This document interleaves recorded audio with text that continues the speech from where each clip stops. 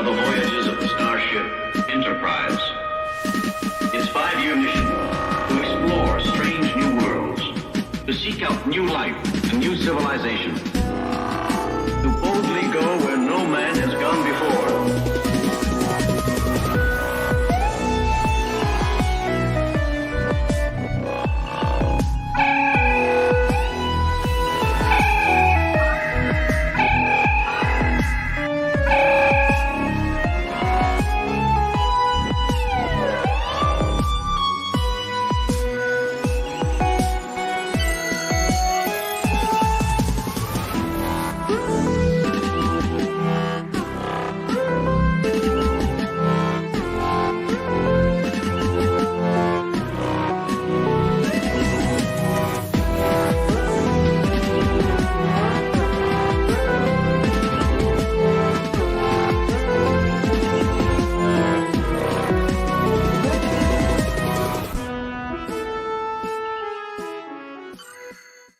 Good evening, everybody. Welcome to the landing party.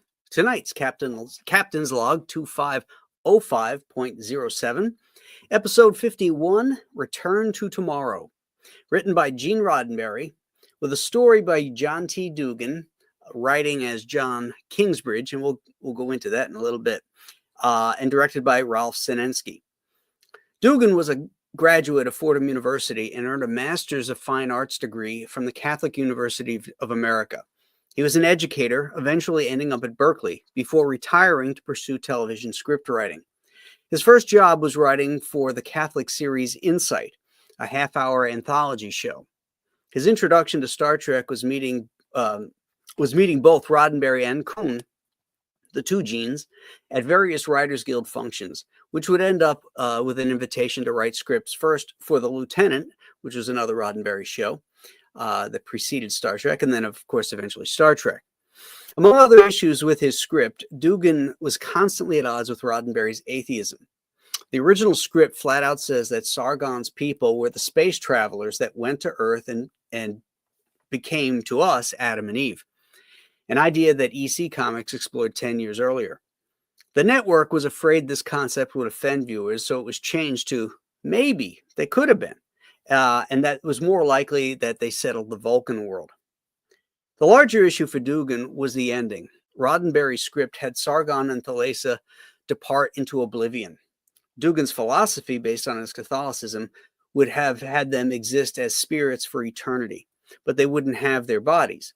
Because the Roddenberry ending went against everything he stood for, Dugan chose to be credited as a pseudonym, John Kingsbridge. George Takei is finally back from Georgia and the Green Berets and is seen at his navigation station. He doesn't have much to do, but he is back finally. Guest star Diana Muldaur makes her first Star Trek appearance here. She would return for the third season episode, Is There in Truth No Beauty, and would replace Gates McFadden as the Doctor on Star Trek The Next Generation, as Dr. Pulaski. As an ironic aside, like George Takei, Muldaur will work as well with John Wayne in 1974's McHugh. Muldaur's character, Lieutenant Commander Ann Mulhall, has the distinction of being the highest-ranking female Starfleet character in the original series.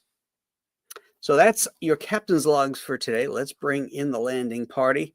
The youngest child of Sargon himself, Aaron Lopresti. I'm always been proud to call myself a child of Sargon, and because I was the youngest, I got spoiled. Nothing wrong with that. No. Nothing wrong with that. Take advantage of it when you can. And Thalassa looks like a pigeon. The way to Eden. Boy, are you getting ahead of yourself? Yeah, brother. Hey, Ron, that's now. That's really now, yeah. That's really now. Those freaking giant ears. Oh my goodness. Done a lot of wrestling in his day, those cauliflower ears. Yeah, right? He had funky feet too, didn't he? Yeah, Yes. they picked them up and they were all acidic from eating the apple or whatever. Yeah, like all the ground was like acid or something. Yeah. Yeah. That was kind of a cool. Those damn hippies. They got what they deserved, Ron. Space hippies. Hate those bastards. They're broad. So, what do you think about the glowing orbs in Sargon and my Are we children? live now? We're live. Yeah. For Yeah, 5 minutes Ron, and we do 30 a seconds. show every week. Completely clueless. So James Doohan, yeah, I knew that he was Sargon. Yeah. Yeah. Oh, James Doohan did Sargon's voice? How about that? I didn't know that. Yeah. Pretty impressive. They accentuated it, you know. Until Shatner was Sargon, then he. Right. I like how Yeah. Sargon had Shatner, all of Shatner's stutters and starts in his, his, what do you call it? with the deep voice.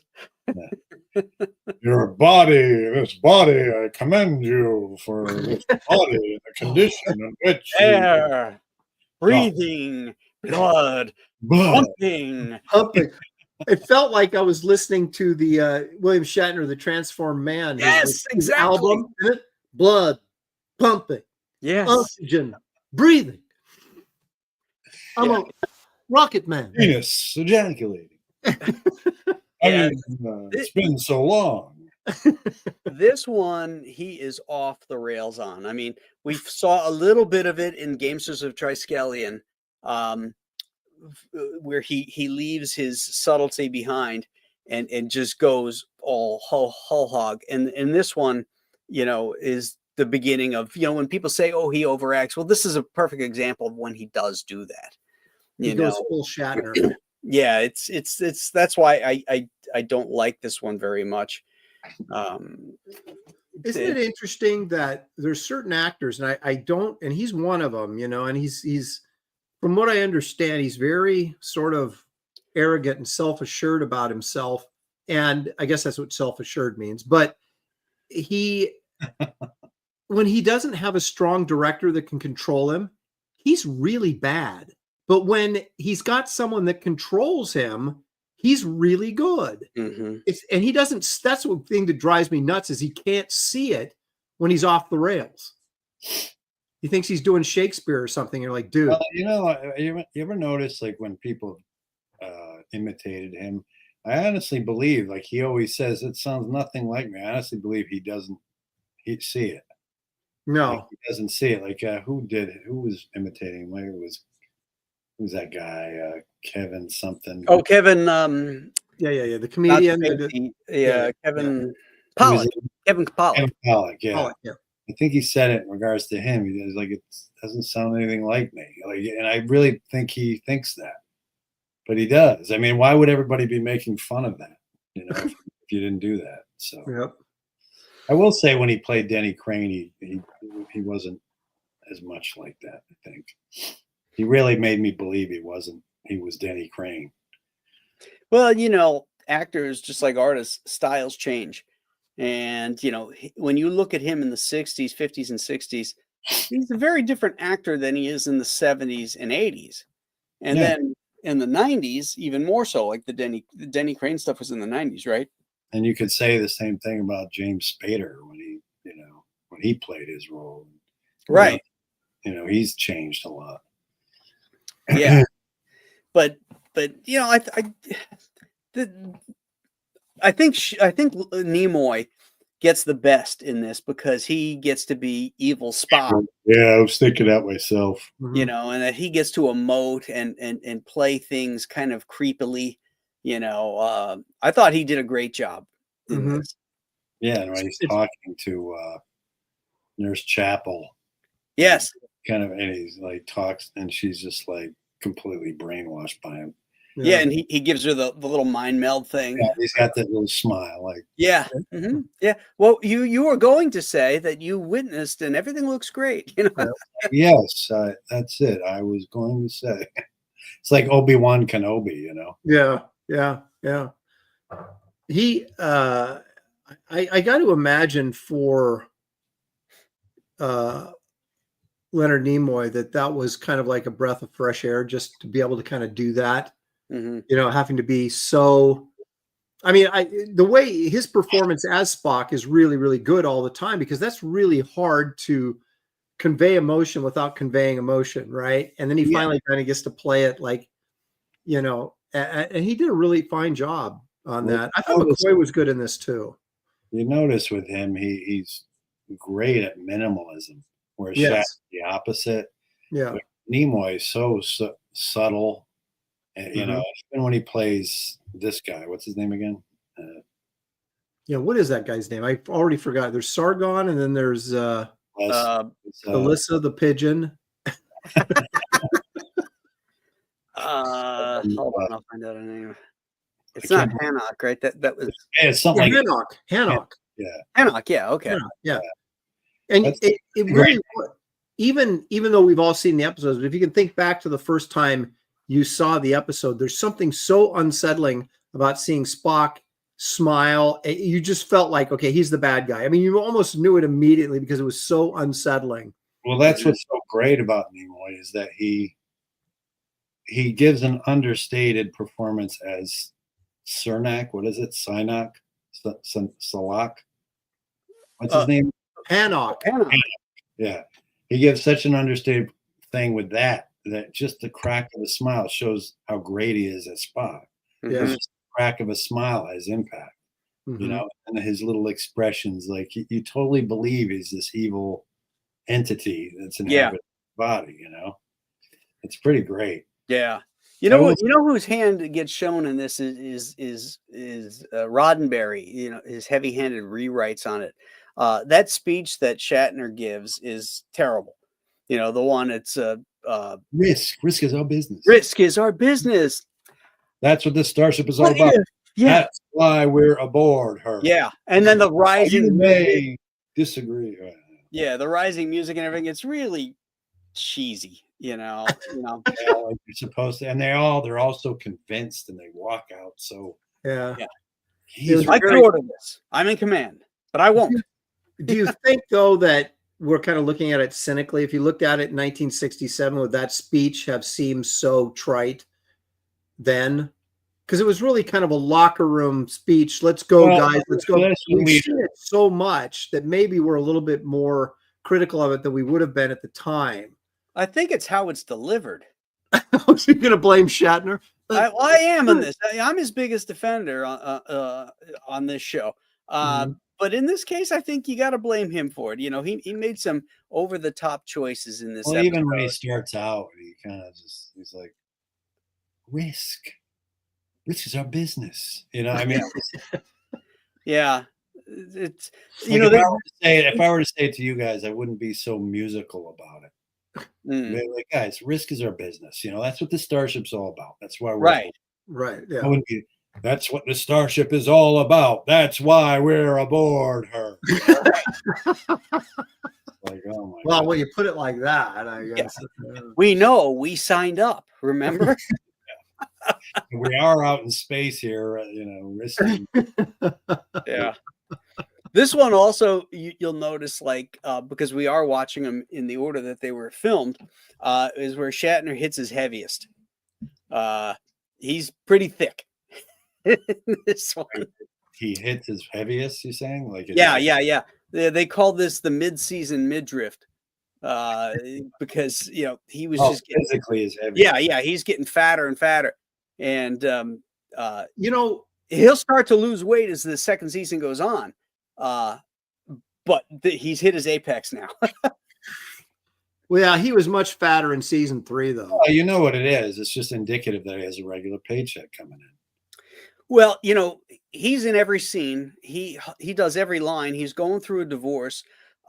Every time the start of a new season, the start of second season, start of third season, he's trim again.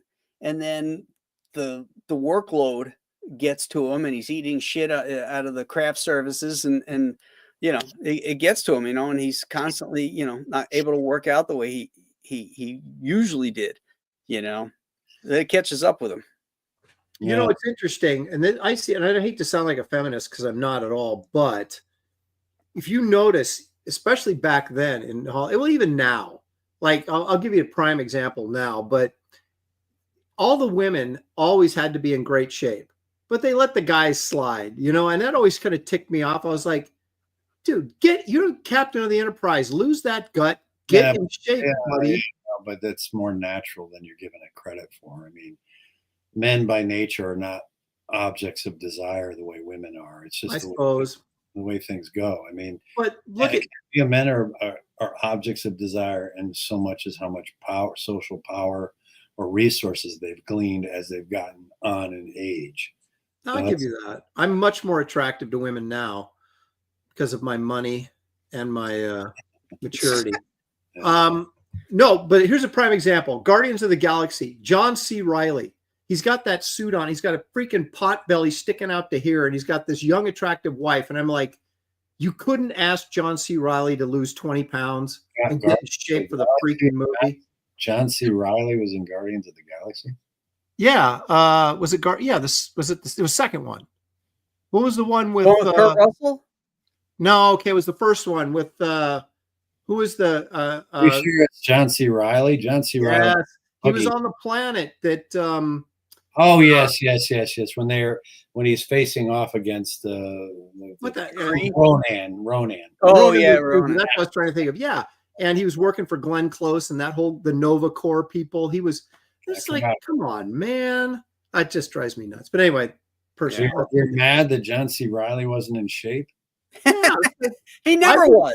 Yeah, dude, okay, well then put him in a costume so his gut isn't sticking out. It's like, dude, I would have said, you want to be in this movie, lose 20 pounds. You're such a bitch. I know I am, but I'm a tough director, man. I'm like Hitchcock. Actors are cattle and should be treated. Yeah, look, that doesn't really reflect reality. Not everybody in the world is in shape. I mean, it just isn't that way. So it's a little more believable to see people who are different shapes, you know. Now with a gut like that. No, if you're some sort of officer or something, he wasn't like an average citizen. He was an officer. He needed to be in shape. Come on, Ron. I don't know. You're a karate dude. You should appreciate that. Ron. Well, John C. Reilly isn't a karate dude. Yeah, but he's not a karate dude. I was a boxer and jiu-jitsu. Okay. Well, you know, black belt and something. Let me thank Ads 80 for that $5 super chat. I watched Star Trek Enterprise and loved it. Thanks, Graham and Anna, for suggesting I start with that first. You're welcome. Glad you enjoyed it. Is that the one with How do you watch that? Like, what service is it on? Well, all the Star Treks are on Paramount for sure. I mean, obviously. I only watched maybe one episode of Enterprise, but I've heard other people say it was really good. That's the one with Scott Bakula, right? Yeah. Yeah, I kind of like that one. I like that one a lot. It was the closest to the original series. I thought it was much more adventurous, you know. Yeah. Especially when they oil each other down after beaming up. Not all episodes are good. Yeah. Okay. So I had a problem with this episode and sort of the logic. So at the end, Spock, they put Spock's brain, they put in Nurse Chapel, right? Well, where did Nurse Chapel go? Because they didn't have anything. Still there. She was still in it. They shared. They shared. Okay. And then when they had brain nookie. I know, and she mentions that at the end too. Yes. And Spock just kind of gives her the old. Yeah. That was a nice moment. But when Hanok dies or thinks he dies, if the body didn't really die and he wasn't trapped in there when it died, then where did he go? I mean, he wouldn't have died, right? No, he just went into like oblivion or something. Yeah. He wasn't. He had no place to go. He had no place to go. It was like being cast into limbo, basically. Yeah, but couldn't he have gone into somebody else's body? Not without their permission. They had to put their hands on those globes to do that, didn't they? I don't think so. No, because when they brought the globes up, when the three of them went for the first time into their new bodies, they weren't touching it. They were laying in the sick bay beds. Yeah, the lights went. Yeah. Now Sargon went into the ship. Sargon was the one who was able to do that with them. Sargon was the most powerful. Yes, he had powers that Hanok didn't even know about, is what he said. Yeah. So like he could go into the machinery of the ship, whereas the other guy couldn't. Well, I like how they had to use okay, like hand knock, like Spock. They still had to use the okay at the end. The what? Just the way Spock's name ends with a K, they had to use. Spock and Hanok. Okay. But okay, so why did they explain to me why they had to go to Oblivion? I didn't really understand. I mean, because were they talking about Oblivion as like an intellectual heaven, or were they talking about it as non-existence? Non-existence. Well, he had to. Well, didn't they have to be in the globes or something for them to stay like intact that way? Oh, so they would be like the Jack the Ripper and just kind of like disperse all over the place. They wouldn't be able to hold the consciousness together. But that's why, like, he was able to take Thalessa at the end, and they could just be together for eternity because he was able to do it outside the globe, I guess. Well, I mean, the way the writer explains it is that that's what he wanted. He wanted them to be spirits together, in the afterlife, basically ghosts, or but the way Roddenberry wrote it, oblivion means nothing. So it was like they just basically let go, let out of the body, and became nothingness. Which is what the guy was against. I have a problem with them sort of like giving up their entire existence when just 5 minutes earlier they didn't want to even give up the human bodies, and now they're going to. Only Hannah did. Like Sargon and Thalessa didn't give up their existence. She thought about it. She didn't want to give back the body. Betrayed until she found herself torturing Dr. McCoy. Then she kind of came to this realization, oh my gosh, and how about that with those little the flames? Yeah. Special effects, baby. That's another check in the no box. It didn't look very painful, but okay. So where do these guys rank in the power structure? We've had this conversation before, and that's the first thing I thought of was like, how powerful are these guys? And what would happen if Apollo met up with Sargon, or the Metrons or any of these other characters? Or what about the brain guys? Don't you think the brains from Triskelion are about in the same league with these guys? Because they were able to reach, beyond their solar system to, drag somebody back. Yeah, I guess, he said he was combing space looking, for ships. Sargon was. Right. But so where would you think these guys would fit in that sort of? I mean, they just gave up their life, so I guess they don't exist anymore. But before I don't think they're as powerful as like the Organians. I mean, okay, no, because the Organians. I'll read it after. I mean, they seem to be. I mean, literally, Organians were like God. I mean, they were everywhere at once, kind of thing. But I put them up there with the. They'd have a nice battle with the gamesters of Triskelion. Sorry, my daughter came in, so I missed a couple. Who would have a good battle? The Sargon. Oh, he would wipe out the freaking Triskelion dude. He's more of a god type. I mean, he's one of the. He's like I bet you'd get along good with the Organians. Here's Fiction Method says, I think power scaling, they'd be relatively low as they cannot form bodies unassisted and are limited in reach. That's a good point. Yeah. Well, and Apollo needed his temple. Yeah. But he dissipated. Like he went to a place where all the other gods were. He was even talking to them. And then he just take me, and then no, that was Charlie X, wasn't it? That was both. Yeah. Go home, go home, go home, go home. Lynn Green says definitely lower powered than Metron, Melkotians, or Organians. But see, I don't think Sargon would get off on pitting aliens against each other. So that's why the Metrons and stuff. I get it. I don't know. Yeah. Well, I think Sargon is much more, even though he has no body, compassionate. He has compassion. Yeah, he does. Whereas, like the Metrons, they were using the Enterprise and the Gorns as toys. They were, but as punishment for what they felt those androgynous metrosexual Metrons. Maybe that's where they got that from. Metrosexual. And he was the most masculine one of them all. I know. Hey, that's not saying much.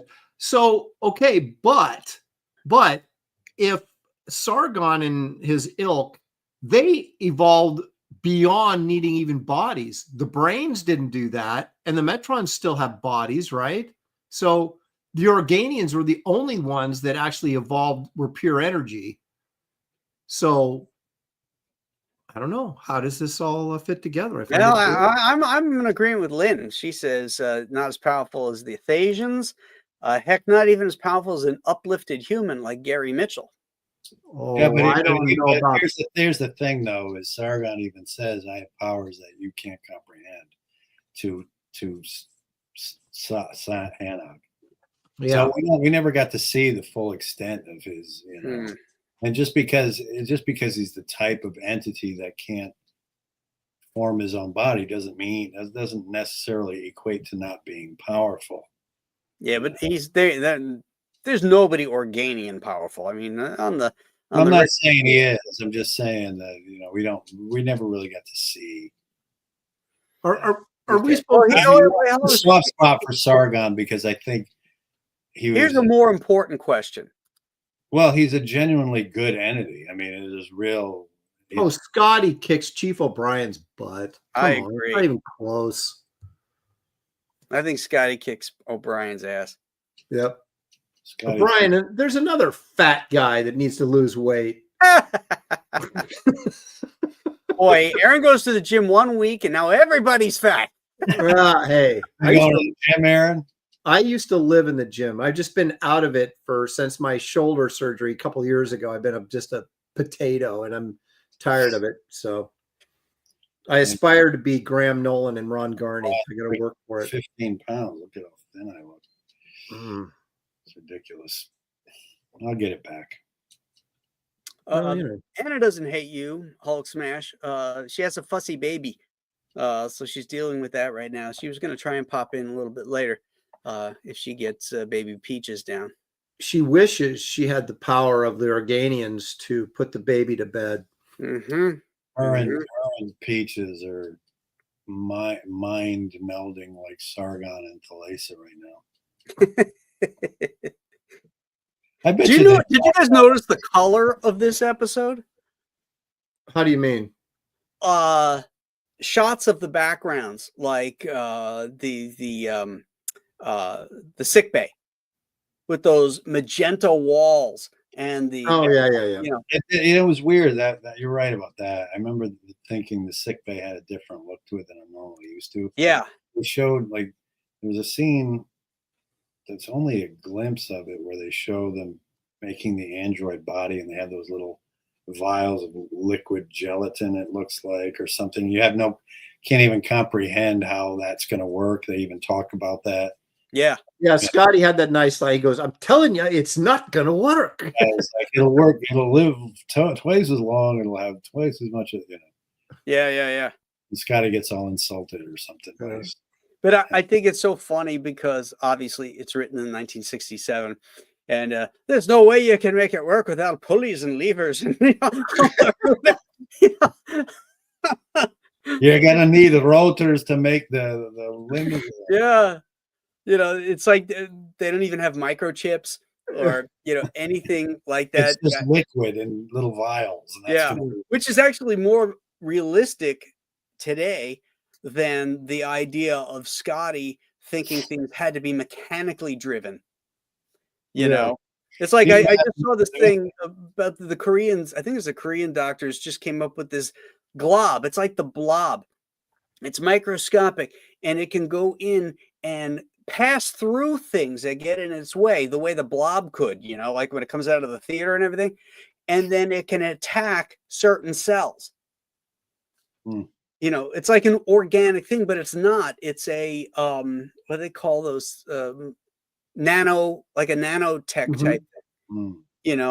And so here we are in the 21st century. We're talking about these nanobites in the human body, nanobots. And in 15 or in the 24th century, whatever it is, they would not be thinking in terms of mechanical things like a combustion engine. It would have been hilarious though if You see these things recently now. They always have these artificial intelligence and these robot conventions. They Yeah. have these hot chick robots, and they move, and their mouth moves a little bit and smile, and people are testing them out. Imagine if that was the only technology they could come up with to put Sargon and Thalassa and those robots. Like, Why don't they put them in those dog robots? yeah, The ones the army is using and stuff. You know? Okay, which brings me back to my point. Why didn't they? I don't understand. Okay, are we supposed to assume that Sargon was such a morally superior that he realized that they just simply couldn't exist anymore without being a danger to the humans, so they just willingly went to oblivion when he could have gone, okay, let's go back and do the robot thing again? no, it's because he realized he's looking at how it's like having the ring from Lord of the Rings. It's like it's a corrupting. Here they've already evolved to wherever they've evolved to, and they're trying to steal these people's bodies. Like, Hanok and Thalassa even was, giving over to the dark side of it, and he realized what a danger that is because he is good. Yeah.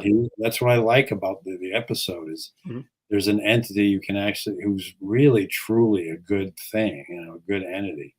It was just the way the thing that bothered me the most is the way Sargon spoke. That Roddenberry dialogue. My children. That kind of godly stuff coming from a guy who doesn't believe in God. Right. I found that. Who doesn't believe in God? Gene Roddenberry? Yeah. No.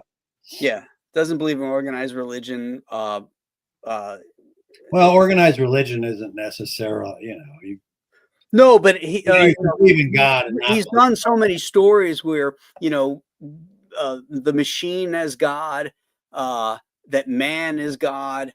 Well, that's ego. That's Gene Roddenberry's ego. He's I don't think he believes. Trying to equate the two. That's a big problem with humankind in general is resisting the temptation to think you're a god. That's what a big part of the problem is now is people don't believe in anything greater than themselves other than themselves. Right. And I mean you see it unfortunately in the idolization of pop stars and movie stars and all these things. They are treated like gods, like because they're on screen, they're immortal, you can't touch them, you can hear them, they're living these magical lives, and they're affecting people's emotions with a performance on and so people have been sucked in by that. And I truly believe that, again, I've said this before, that I think the effects of television, movies, and fiction has had a terrible effect on the human brain because of how people are handling and twisting reality now to suit the fiction they've created in their heads. It's like really sick. I think we're seeing. Go ahead, sorry. Our statistician, the fiction method, says that Roddenberry believed humanity would outgrow God, and thus the Federation was a utopia. Well, you can't outgrow God if you believe in God. Outgrowing it means that you're outgrowing something that doesn't exist. You can't have a utopia anyway. Because it's like anything. Okay, so what next? There has to be something, some purpose you have to strive. And that purpose in life is hardship and to overcome obstacles. Right. If you have a utopia and everything's given to you, then what's next? You'll live good for a while, but then what happens next is the decay of the spirit, the decay of purpose, because everything's been done for you. And now that's a great speech that Kirk did give. When they overcame the seeds, he says, for the second time we've been kicked out of Garden Eden or whatever. And does anyone on board this ship remotely look like Satan? He says, maybe we're not meant for it. Maybe we need to struggle and strive. We're not meant for it. It's absolutely true. Yeah. Nothing on this planet. It has a utopia. There's no animal or creature on this planet that doesn't have to struggle to survive.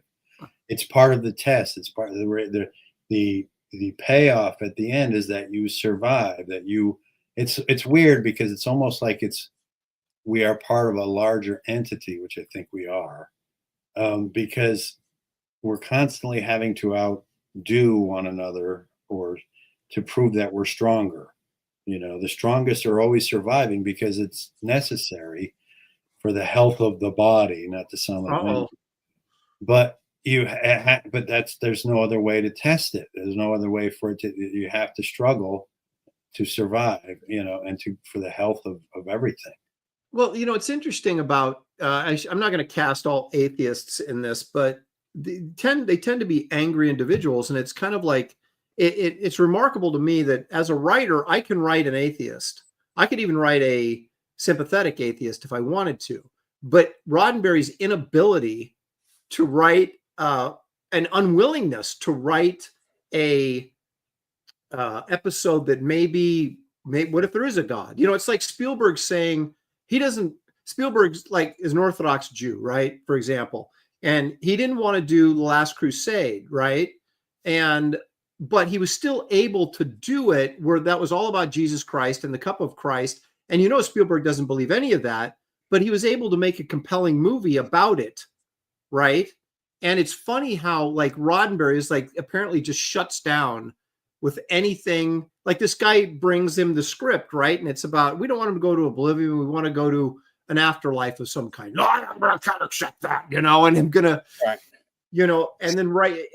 And so it just amazes me, this unwillingness, even in a fictitious world, for an atheistic mind to go and say, okay, I'm going to write a sympathetic story about the God and the afterlife, even though maybe I don't believe in it. Just this inability to do that, at least with Roddenberry, I just found fascinating. Yeah. I think he's a humanist, Yeah, he is. All his writing says, even the first Star Trek movie, the human adventure begins. It's like humanity is everything, the end all and be all.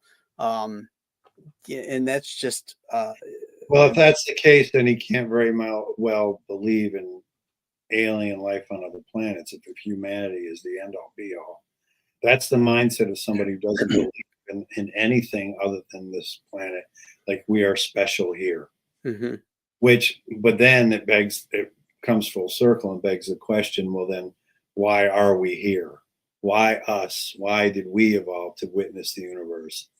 You know what I mean? That we're the universe witnessing itself. And does that not make us sort of close to God in a way? If the universe, we were created by the universe to witness itself, then the universe is God.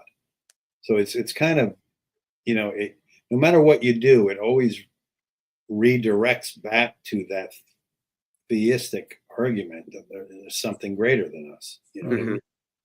It always brings you back there, no matter how atheistic you think you are. This is a freaking deep show. If you think about it, you have to think about it. Right. My brain hurts. This is deep stuff, man. It doesn't hurt me. I love thinking about it. No, so do I. It's fun. I mean, that's part of the struggle to learn and to have purpose is to try to figure it out. I don't care if I never figure it out, man. It's fun trying. Sure. It's fun trying to figure out. We never will because it's faith.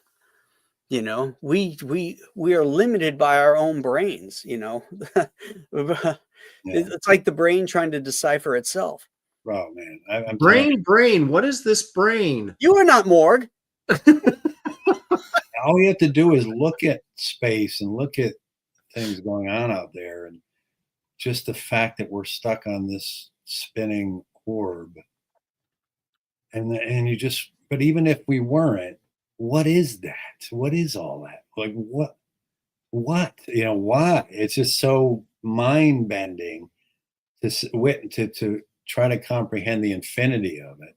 Yes. And to comprehend the amount, like for instance, the sheer amount of galaxies, and they're all there. Like, no, it's like, how can something go on forever? But that's the whole trying to conceptualize eternal life, right? Is like, how do you conceptualize that? I mean, I believe it's a thing. Being a Christian, I believe that's a thing, but I can't conceptualize it.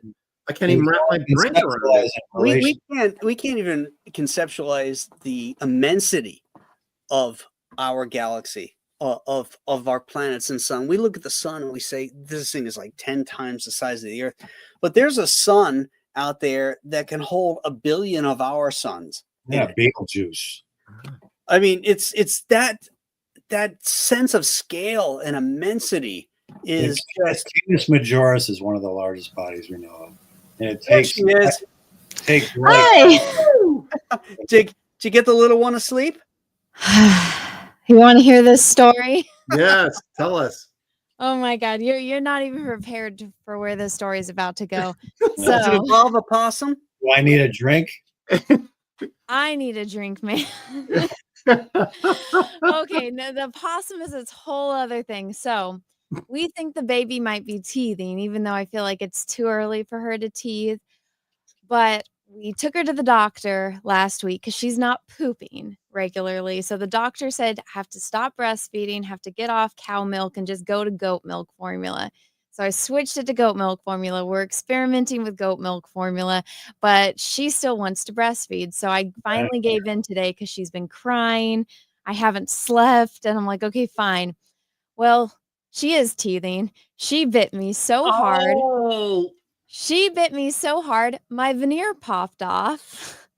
So I had to run across the street to the dentist, get it put back on, Oh. came home. And also, what I forgot to mention though is when she bit it, I screamed, it popped off, and she finally pooped. Explosive poop so it's out of the diaper, all over herself, all over me. I Oh. rinsed myself off with the front yard hose before I jumped in my truck and went to the dentist. Oh my! And now I'm back. That is Wow. a great story that you'll remember forever. Oh my Or gosh! did she literally bite your nipple off? She bit it pretty hard. There's a Band-Aid and blood on. Oh God. Yeah. I was Yeah. going to say she's not too young to teeth. My second child came out with a tooth that you could see. Snaggletooth. Wait, I mean, it was right there at the gum line, but you could Yeah. see it there. And she was chomping on Julie real early on. I mean, she drew blood one time. Oh God. Uh-huh. Yeah. Well, so what did you think of the episode, Anna? Oh, I love this episode. Oh no, I knew it. Ugh. Wait I a minute. think Is this it episode's because you great. watched it with your dad or something, or you were on a couch with a boyfriend with it, or Never watch this with a boyfriend. okay? So the first time he didn't call you beloved when you were sitting. Oh on my God, no. I always thought that this episode was pretty cool compared to the gangsters one where they're the brains. I liked seeing what Spock would be like if he was evil. Mhm. Like, what do you do when you give a being a power like that? It's kind of, I don't think it was done as well, but did you guys ever watch the movie Brightburn? Mm. Yes. Yeah, it's like where if Superman was evil. Oh, Like the okay. I know kid. the one. So it's like kind of like that. Yeah, I don't think it's done I know. as That- well. That was a good movie actually. It's freaky. Like he's in the barn and stuff, and he fucks his mother up, and I know that was messed up. Yeah. I don't. His father and the friends. He's in the road, and that was good. Yeah. Also, I like seeing Spock if he was evil, even though we know it's not Spock. And then the bait and that's the switch other at the thing. end. Is they? I don't remember. They never addressed. Did Spock say what it was like being in the globe? No, No, he didn't. They never addressed that, right? no. Mm-mm. That Also, would have been cool. Why didn't they build android bodies for them to begin with like that? There's so many like issues with it, but at the end of the day, I really enjoy watching this one, and I can watch it, pretty often. And I think it's a better love story than The City on the Edge of Forever. See, I knew this was going to come into it. The little Anna, romance. Anna, I'm with you, but please don't ruin it by saying stuff like that.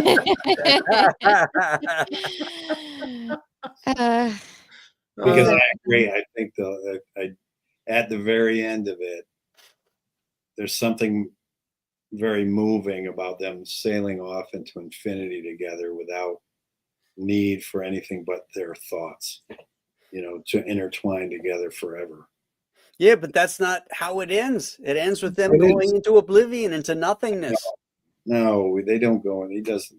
They do. That's what Roddenberry said. And That's then, what Roddenberry said, but that's not the way the show emphasizes it. The Yeah, show but doesn't well, it was say, his script. It was his that he the wrote show that. doesn't say, come out and say, we're going to turn into nothing after this. Sargon basically says to Felicity, do you trust me? And she's like, yes. And he talks about how he has powers beyond, their knowledge. And so he alludes to the idea that they're going to live on without the So need why of- did he say, "Can we have your bodies one more time so we could say goodbye"? because they wanted the physical sensation of looking in each other's eyes and kissing. And it could because they enjoyed the physicality of human touch and love and looking in the eyes and that separate sort of romance. So they wanted that feeling one last time, but they knew that when they went off, it was just going to be their pure thoughts and energy and love that just sailed off into the abyss or infinity together. That's the way it was left off in my eyes. I never even got any sense of. The only person I got the sense that he was going to dissipate into nothing was Hanok. Hanok, yeah. I wondered if I they were always going to thought run that into. he just went and possessed someone else because he's evil. What's stopping him from possessing someone else? That was my He question. possessed Jack the Ripper. I was going to say, what if they ran into Jack the Ripper when they're going to Oblivion and they They all would fall in love, those two. Yeah.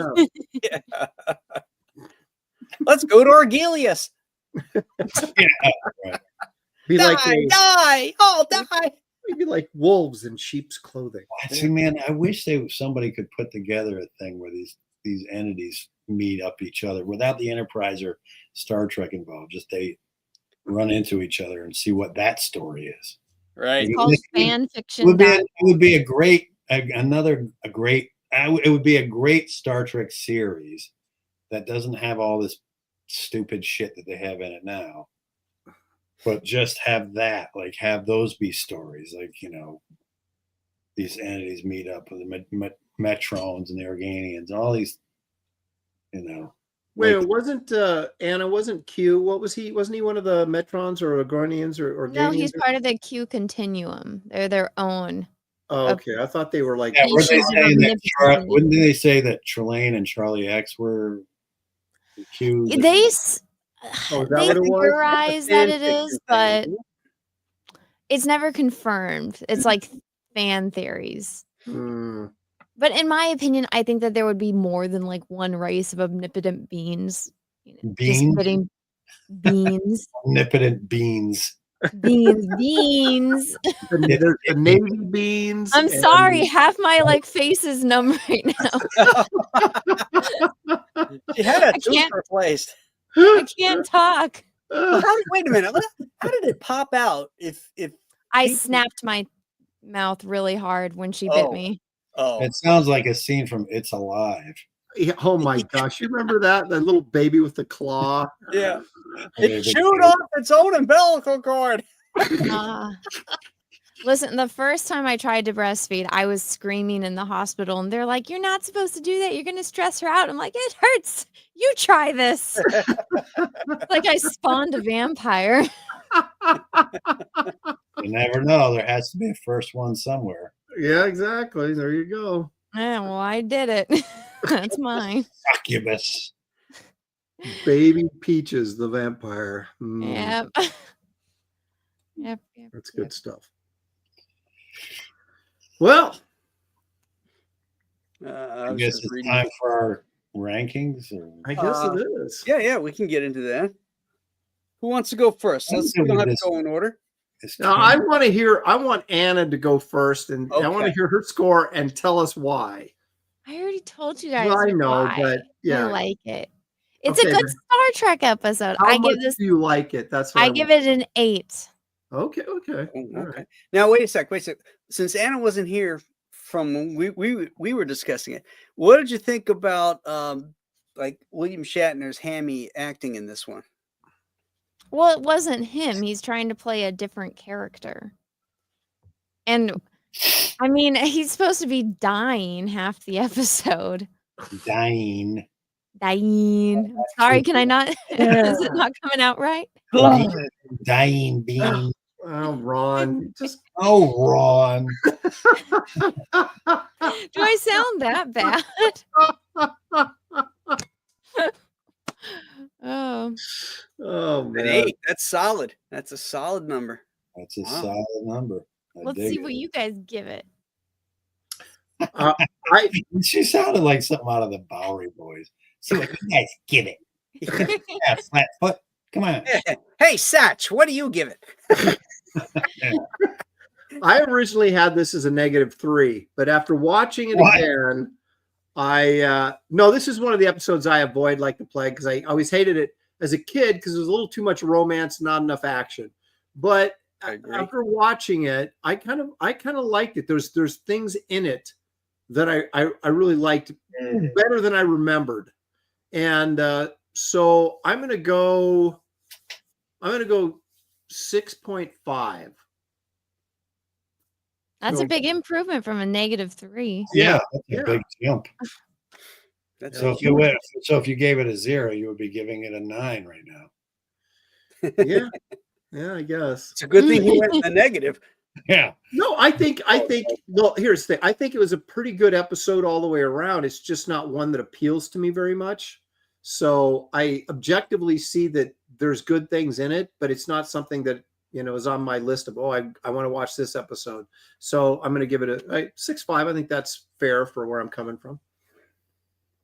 Okay, Ron. I'm with Anna. I'm going to give. Wow, we agree. He almost, but he's Somebody screen capture this. Yeah, because me and Anna. Both of you hold up a 9. I said 8. The problem you is, did it. I really Don't like worry, I'll bring you guys episodes. down. I don't know if I give it an 8. There are other episodes that I would give 8 that I like more, probably. She'll give those ones an 8.5. Agree with me, Ron. Anna really wants that support on this one. Yeah, I know. We never agree, so this is kind of monumental. This is a moment we're having. You almost ruined it with the City on the Edge of Forever, Barb. God, I'm going to go 7.5. You don't stop. I'll give it an 8. I really like it. I can't find anything about it that bothers me enough to lower it, because I do love the basic current of it is this. I like Sargon's character a lot. I think he's it's nice to see something that's that good, like an entity that is that good, that's not been corrupted by anything. And, so I enjoyed it for that. And I enjoyed, his wife there almost stabbed him in the back, but came around. And so I appreciated it for that love story. And I love Nimoy's performance as an evil guy. And I can't get it out of my head when I think about just those little sly, wry smiles of evil, just the way he's so understated. I think it's brilliant. The more I watched this show, the more I'm appreciating him even more than I did before. Yeah, me too. I agree. He's really, really a remarkable actor. Until he did that stupid freaking song about Bilbo Baggins, it almost ruined it. Thank you. What was worse, that or Lucy in the Sky with Diamonds by William I would say Shatner? because it was Nimoy, that one. Yeah, I would say Bilbo Baggins. Yeah. You could see that shit from Shatner all day. Yeah, Shatner's music is just seeping with entertainment value. Leonard Nimoy doing that was like, whoa, please, Spock, don't do it. Where even, and he still had Spock's haircut while he's yeah, I know. Like, what are you doing, man? Going down. Yeah. I mean, he was actually trying to cut a record, whereas like Shatner's was like a performance art. Yes. He wasn't trying to sing. He was trying to like do a dramatic, thing here, Marmalade skies. Marmalade skies. Mr. Tambourine Man, Mr. Tambourine Man. Yeah. Is that the one where they got all the vignettes of him and he's smoking a cigarette? He is the weirdest cigarette smoker, I gotta say. You know? Well, hey, Anna, look at what the fiction method writes. Ron and Anna also agreed on This Side of Paradise, High Mud, and Bread and Circuses. We did. Ah, I don't remember. Well, he would say. More in line than we thought. But this one, this one is more of a, I don't know. This one, for some reason, feels more real than those. What did I give this? What did I give this? I'm going to bring your numbers down. I may have to revisit this because I don't know I can't remember what I gave This Side of Paradise, but I hate that episode. This one is better than This Side of Paradise for me. Wait a minute, the one with the spores? You didn't like the one with the spores? Oh, God, I hate that episode. Oh my God. Are you even a Star Trek fan? Oh, Miss City on the Edge of Forever. Oh my God. That one's trash. Oh my gosh. See? Anna, please stop. We're on a good trajectory. Speaking of, when we reviewed that, Bilbo Baggins was on the panel. There it is. Okay. So This Side of Paradise 5.5. So I gave this one a higher grade. Okay, good. We're good then. I'm consistent. Wow. All right. All right, let me hear you, Graham. Let me hear you. I'm just giving this a 5. Oh, here we go. Like Aaron, this is one that I would turn off or not watch. And it's been a while since I've seen it.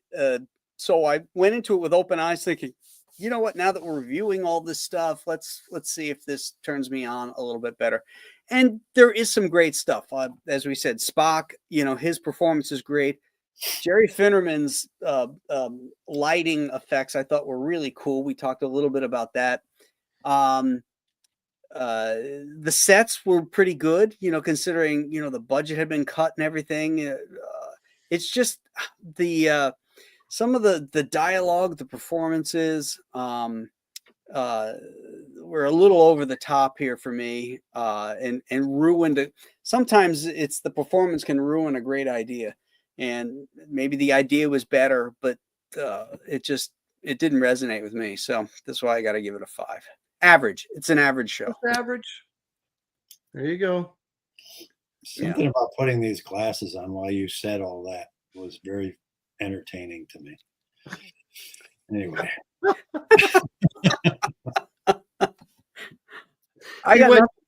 He went Geordie LaForge. Yeah, put on his. Just watching you through these glasses, hearing. Wait, Anna, where do you get shades like me that? And Anna got the cool shades on. I have no idea where I got these. I'd have to go back through my shopping history for the past decade. Those are total Star Trek shades right there. Ron's just got the I'm cool shades, but you've got next generation type. You'd never catch me wearing those. Well, I know, but works on her. I'm not suggesting. Yeah, those look like what those look like. Those look like glasses that a teacher would wear in an adult flick when she's about to seduce. Glasses like that? I don't know. I'm just looking. No, she looks like a librarian in the 24th and a half century. I look like Miss Frizzle. Did you guys ever watch the Magic School Bus? Oh, my kids watched it. Yeah, I remember it. I don't. I remember Rick Springfield was on a show with kids on a bus. I just remembered why I bought these. I was going to do a Pikachu cosplay, and these were for it. Oh, Pikachu wears what? I don't get it. No, human version of Pikachu. Okay, so are you saying the yellow eyes, or just kind of because Pikachu doesn't wear shades, does he? Anime girl dressed up in Pikachu costume. Follow me, Aaron. Don't you have a daughter? All right, I'm with you. I got you. Okay, hey. Well, you don't. Hey, listen, Kirk. You just have to explain it to me. That's all. I don't understand what you're saying. You just need to explain it to me. Ads 80 is back with a $10 super chat. What is A? Is that Australia? Might be. Yeah. Yep. This show has definitely made a Trek fan out of me. All I had seen going in was the original series and Next Generation movies. I'm working my way through all the key series now because of the show. Awesome. Glad you're enjoying that. Ron, you've done good. See that? That's so nice. Aaron. Thanks, Ron. I finished. I was watching through TNG, and then I finished it. So I was like, okay, I'll go watch the movies. So I turned on Generations. Peaches had never seen it. He didn't know it existed, and I was like, I feel bad for showing you this. Oh, And that's then his first exposure to to Star that Trek movie. movies? No, to that movie. What are And you then he's like, why did Kirk die? Anna, you should know better than that. What are you I doing? didn't know he hadn't seen it. Well, he hadn't seen any of the other Star Trek movies. No, he'd seen some of the next gen. He saw Okay, but Nemesis. those don't count. And I'm talking about like Who wrote that Wrath of shitty Khan. screenplay anyway? an Because idiot. anybody who kills James T. Kirk in that just terrible manner. I know. You know what's hated funny? Kirk. I had that same interpretation of his death, and I got in a big debate with Tom Brevoort about it. Oh, Back brother. then, when it first came out, when the internet was still fresh, and he's like, "Think it's the perfect death for him." I'm like, "How is that the perfect death for him?" What? Getting That's crushed? something like He's Brevoort fallen. would say. Getting beat by Malcolm McDowell? And then having a bridge fall thing. on you. Yeah, and he's just in the middle of an asteroid or planet. It was so pointless, like getting him out of the Nexus. Like, just leave him there. Also, Exactly, and that's what I said. I'm like, after all of that, and Brevoort was making the point like it's the perfect death for him because he, I forgot what he said, but it was just so. well, Did you he's punch him? wrong. I Did hope you you punch told him him after he he was said flat it? wrong. Huh? Did you punch him after he said it? Oh, You should have. no, but I just didn't agree with him. Well, you know what was also stupid was how his like fantasy perfect reality, and I'm like, wouldn't he have had like David there or like one of the chicks we've seen in his past, not some random chick that we've never heard of? Like There's Ruth. no- Ruth. Yeah, Ruth. Oh How God! could it possibly be And you? some cabin with some gigantic eggs that he's making. Fucking So eggs. don't you think he would have been on the bridge of the Enterprise? Isn't that where he would have spent? He wanted to die on the bridge of the Enterprise. I He didn't know. want to go horseback riding in a cabin and put Like, Dill. No, it's like they took Pike. 'Cause Yeah, I that's was what just Pike gonna was say, doing. I was just gonna say that. Yep. It was like Captain Pike when he was in the the menagerie there. Kirk would have been with some Orion slave girl, man. He'd just been like, "Hey, get out of here, Picard." Yeah, he wouldn't be old. He'd be young. He'd be a stud muffin. Yeah. He'd be on the bridge of the Enterprise. He'd probably have like David and Spock next to him, Yeah, Right. but I will say though, after punching a Klingons. certain point where you've acquired a lot of wisdom, you might not want to go back to being a stud because life takes on more meaning as you get older. Yeah. Oh, come on. Kirk definitely wants to be a stud. In the voyage home, when he doesn't get the girl at the end, he's like, you Yeah. know, What Yeah. he phased out. Yeah. It's like, voyage home? I'll call you. yeah, that's right. Oh, She goes, what's her name? Yeah. yeah. So The chick I that doesn't said I wear a didn't bra get you. for an entire movie. And then she gives him that kiss, like in the side. Yeah. Yeah. He That's, got totally dissed, man. He was pissed. hey, I missed a couple of Adz's super chats. Come on, Ron 2, The Wrath of Aaron. I like that. That's good. Come And, on, okay, so I watched Enterprise. Which one should I watch next? Next Generation, Deep Space Nine, or Voyager? I have all the Blu-rays. Next Generation. Next Generation, I agree. And then Deep Space, I would watch Deep Space Nine and Voyager at the same time. Because Deep Space Nine starts at like season 6. And so there's a couple episodes where they reference Deep Space Nine. There's even an episode where Next Generation cast is on Deep Space Nine. It's actually a really good 2-part episode. Well, the engineer is on there. Yeah, Orion and O'Brien. Keiko move over, and then O'Brien, and then Worf joins in season 4. Right. Deep Right. Space Nine is fantastic, so you'll like it. There you go. Sorry, I missed that. Yeah. Well, Next Generation. Well, oh wait, Anthony makes a good point. Why David couldn't have been there because the actor who played him had already passed Oh, away. they could have used some. Recast. Yeah, recast, man. No one even He remembers. actually did look like Shatner a little bit too.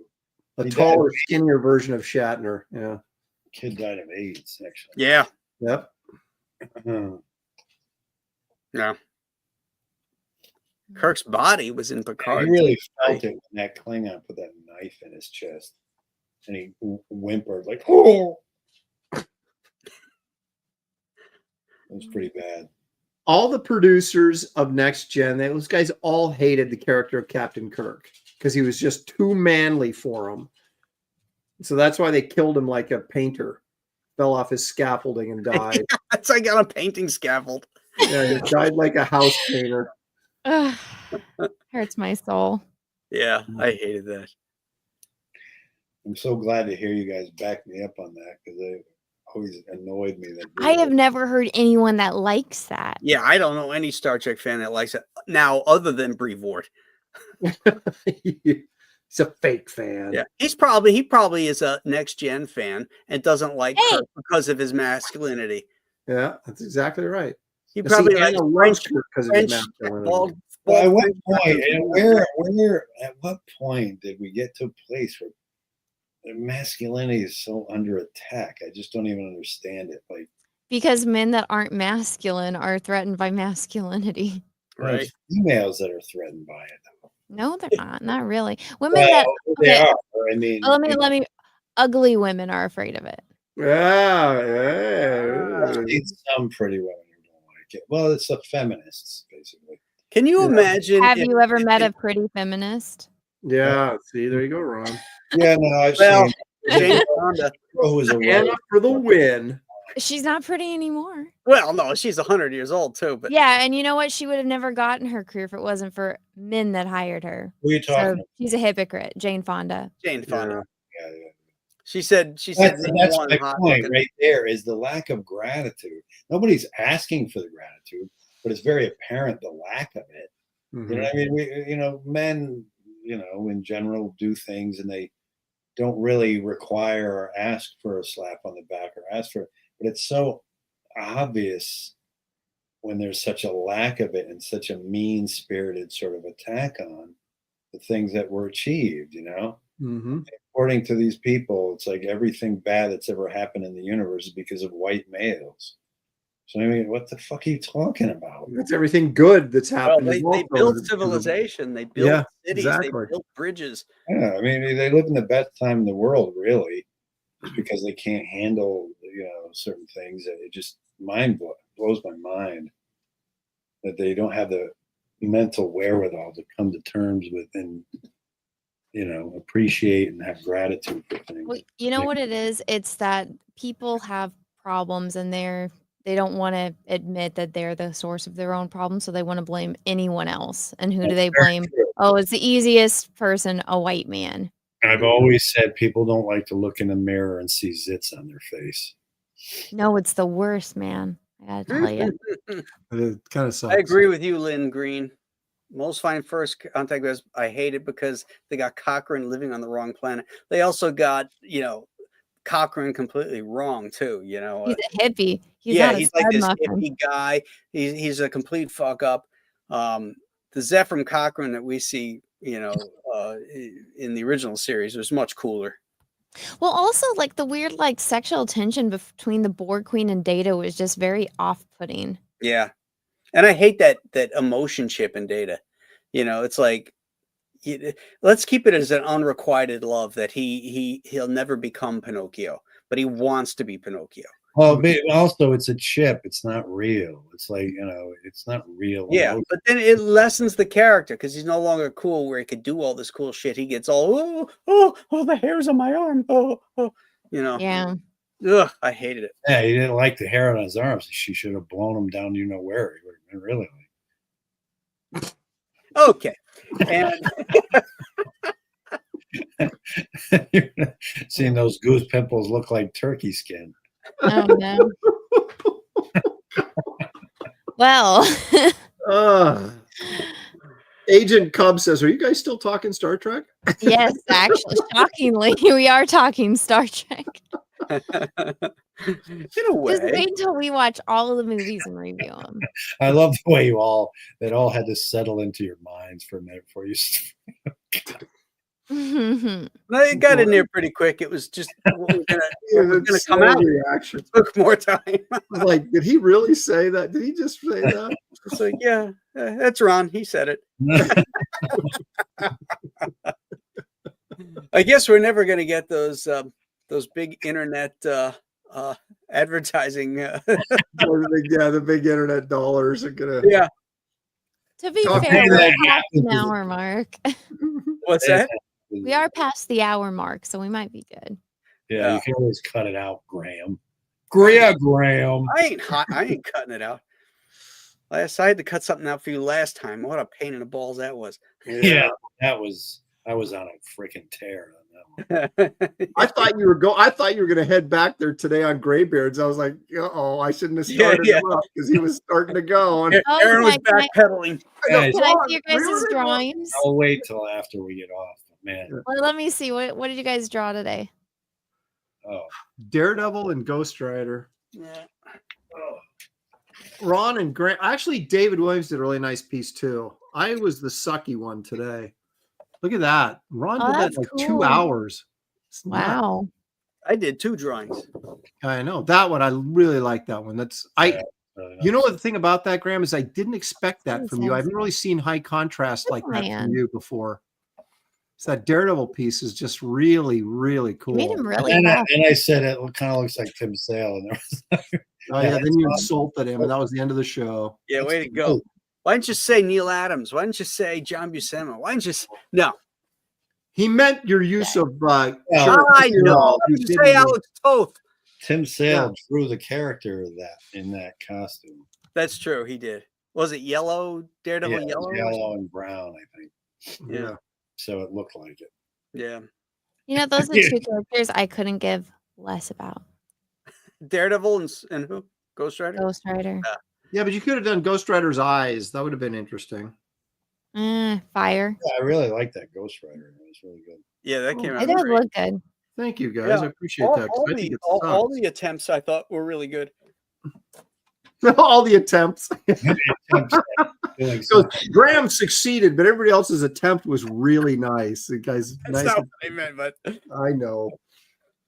That's like my Kubert story when he's looking at that guy's artwork and he goes, "That's a hell of an attempt." Oh no! Be an A for effort.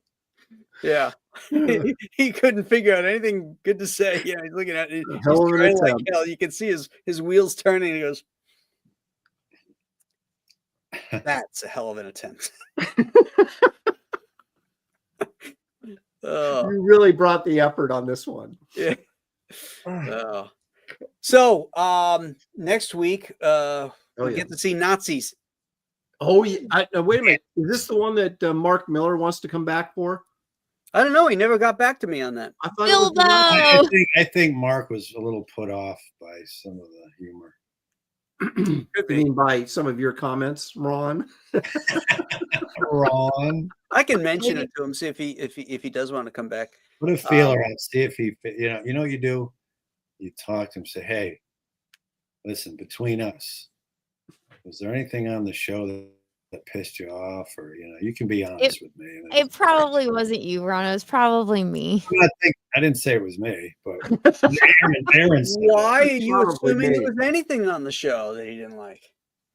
Because he never got back to you. No, well, he did get back to me and say, yeah, because I invited him when we started the second season. Is there any episodes that you'd like to, come back for? And he says, "Oh yeah, I'd love to come back. I'll let you know." But he never did. I thought he said he wanted to come back for the Nazi episode. Am I just dreaming that? I don't know. You could be right. We never tried to get other guests on. Like we were going to try to get that Kirk guy, the effeminate Kirk.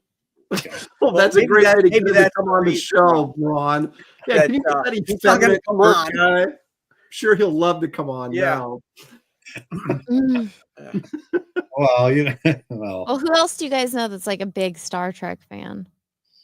Hey, you'd think it would be plentiful with people. We're waiting on you, Anna, to get Shatner for us. I never even followed up with that. I need to. I'll make a note of it. With which one? Shatner. I want to get Shatner on. No, that he's never going to come on here. Not Hey, not for you you. Yeah. He realizes Ron. if he does, it would be interesting to see if he recognizes me. Ron. You guys, what happened to Chekhov in this episode, by the way, before we go out? Well, they had to make room for Sulu. I mean, they just see ya. I was like, I wasn't even sure if I was a second season episode. I go, what happened to Chekhov?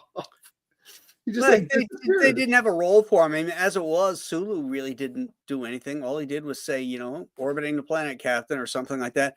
And he said in the book that he had been reading all the scripts that Sulu was written for Sulu while he was down in Georgia filming the Green Berets, and he's memorizing all these lines and everything. And he gets back, and they already got shot.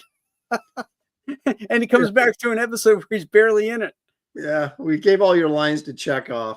So this is probably just a prime example of him saying, "Hey, we got budget problems. He doesn't have a significant role in this episode, so we're not even going to have him on screen, so we don't have to pay him."